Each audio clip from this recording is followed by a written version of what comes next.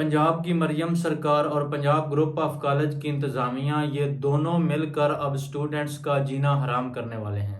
جتنے بھی Punjab group of colleges کے اسٹوڈنٹس ہیں وہ یہ بات کلیئرلی سمجھ جائیں کہ پی جی سی اور مریم سرکار کا اب ایک ہی مشن ہے کہ ان اسٹوڈنٹس کو عبرت کا نشان بنایا جائے۔ مثلا پنجاب گروپ آف کالجز والے کہیں گے کہ بھائی ہم نے آپ سے کہا تھا کہ ریپ کے بارے میں باہر جا کر بات نہیں کرنی بلکہ زبان بند رکھنی ہے، اور جب ہم نے آپ سے کہا تھا کہ سوشل میڈیا پر اینٹی ہراسمنٹ والے ٹرینڈ نہیں چلانے، اور جب ہم نے آپ سے کہا تھا کہ ریپ کے خلاف آواز نہیں اٹھانی، ریپ کے خلاف احتجاج نہیں کرنا، اور جب ہم نے آپ کے گھروں میں آپ کو فون کر کے کہا تھا کہ ریپ والی بات کو آگے مت پھیلانا، اس ریپ کی انفارمیشن کسی کے ساتھ بھی شیئر مت کرنا۔ اب تم بتاؤ تم نے ایسا کیوں کیا؟ تم نے ہمارے حکم کو ایک شاہی فرمان کی طرح کیوں نہیں مانا؟ لہٰذا اب پی جی سی تم کو دنیا کے لیے مثال بنائے گا۔ تم یہاں بابو بننے کے خواب لے کر آئے تھے، اب ہم تم کو ایک ایسی بد دعا دیں گے کہ تم ساری زندگی گلیوں میں کوڑا کرکٹ ہی اٹھاتے رہو گے۔ اور دوسری طرف اگر ہم پنجاب سرکار کی بات کریں تو ماشاء اللہ مریم نواز کا تو لیول ہی مختلف ہے۔ پریشانی کی بات یہ ہے کہ مریم نواز کو اب نیند میں بھی پی ٹی آئی کے لوگ نظر آتے ہیں۔ ماشاء اللہ مریم نواز اب سیاست کی اس پیک پر چلی گئی ہیں جہاں پر ان کو ہر وقت سیاسی بھوت نظر آتے ہیں۔ مریم نواز پولیس کو اپنے سیاسی مخالفین کے خلاف استعمال کرتے کرتے اب خود بھی پولیس والوں کی طرح بہیو کرتی ہیں۔ مثلا پنجاب پولیس کا ایٹیٹیوڈ ہوتا ہے کہ جب تھانے میں کوئی بندہ ایف آئی آر کٹوانے جاتا ہے تو اسی کی شامت بلا دیتے ہیں۔ اسی طرح مریم نواز نے بھی اسٹوڈنٹس کو پی ٹی آئی کے ایجنڈے پر کام کرنے والے قرار دے دیا۔ یہاں پر آپ نے ایک نوٹ کیا ہوگا کہ اس ریپ کیس میں ایک تیسری پارٹی بھی ہے جو بری طرح ایکسپوز ہو چکی ہے۔ وہ تیسری پارٹی ہے مین سٹریم میڈیا، یہ ٹی وی چینل، یہ اس طرح ایکسپوز ہو چکے ہیں کہ پی جی سی کا مالک میاں عامر ہے اور میاں عامر ہی دنیا نیوز کا مالک ہے اور اخبار روزنامہ دنیا کا مالک بھی میاں عامر ہے۔ ظاہری بات ہے اگر کوئی میاں عامر کی ذات پر حرف آتا ہے تو اس کا اثر ان ٹی وی چینلوں، ان صحافیوں اور ان اینکروں کی ذات پر بھی پڑتا ہے۔ لہٰذا ان تمام ٹی وی چینلوں، ان صحافیوں نے پوری کوشش کی کہ اس ریپ کیس کے معاملے پر رپورٹنگ نہ کی جائے اور اسٹوڈنٹس کے احتجاج کو کور بھی نہ کیا جائے۔ اور اب یہی میڈیا میاں عامر کا ٹاؤٹ بنا ہوا ہے کہ کسی کا ریپ ہی نہیں ہوا، ان اسٹوڈنٹس کو اکسایا گیا، ان کو سوشل میڈیا پر ایک غلط قسم کے ٹرینڈ کے پیچھے لگایا گیا۔ میں میڈیا والوں سے پوچھتا ہوں